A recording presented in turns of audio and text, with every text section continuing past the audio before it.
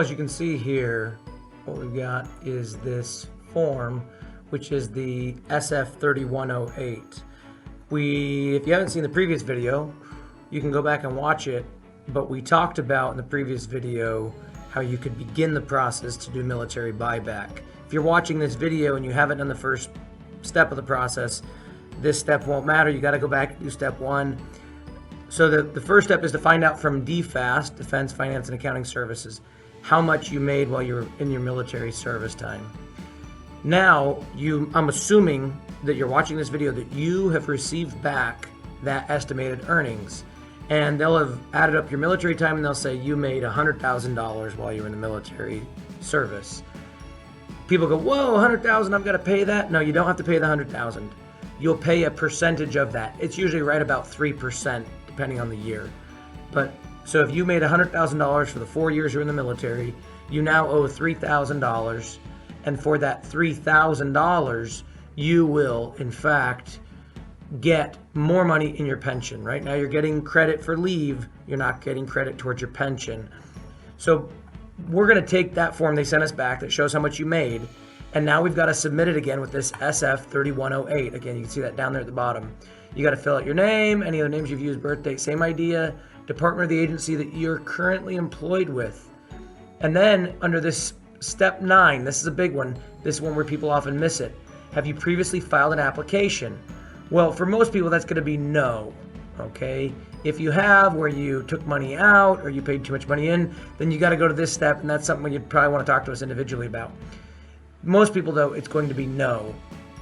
If you say no, then you're able to come to the next step, which is I'm applying to make a service credit payment for military service. You can do this for civilian service if you have temp time, depending on how it was coded.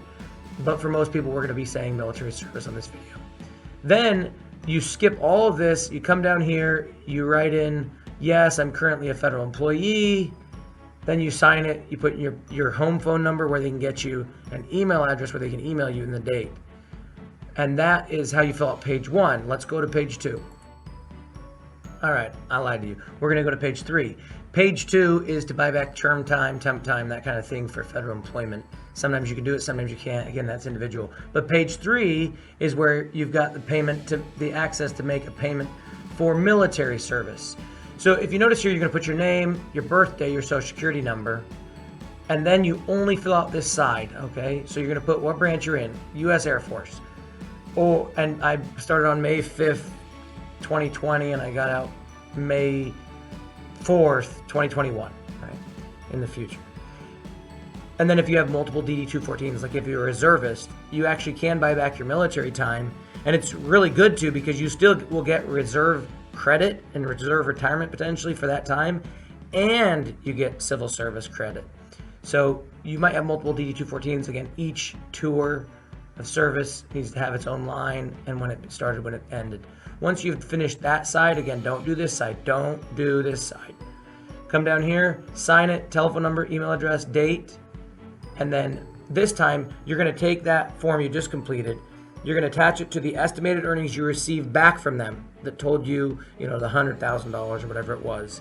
Then you're also going to attach a DD-214 just for good measure so you can prove it. And this time, instead of sending it to DFAS, you're actually going to upload it to your employee portal. If you're DOD, okay, you're going to do that through Air Force. You're going to do it through MyPERS. If you are Army, usually I think you have to call Fort Riley and figure out how they want you to upload it. Send it to a HR representative.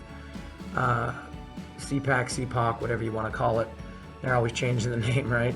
And once it gets to them, they're going to go through and they're going to say, okay, you originally made $100,000. You would have originally owed only $3,000, but you've been working federal service for 10 years now. So the first 2 years are interest-free. The third year, actually, you don't pay any interest as long as it's paid in full by the end of the year. But if not, then they go back to the beginning of the third year. So in this case, the case I gave where they make $100,000 and they've been working for 10 years, personnel is going to add on the 8 years of interest that you need to pay. Now, it's G-fund interest rate, so you're not talking a ton of money. In this case, the person might end up paying $3,400. Not terrible. Yes, we want to get it bought back sooner, though, because it's $400 more than they should have paid. So that is how we buy it back. That's the second step. Once they get you back that official estimate, that's going to be the beginning of the third step. They're going to get you back that official estimate saying, so-and-so, you have now, we've done the math and you now owe $3,400. Again, we're going to have step 3 on our next video, but this should be helpful for at least figuring out what we need to do from here.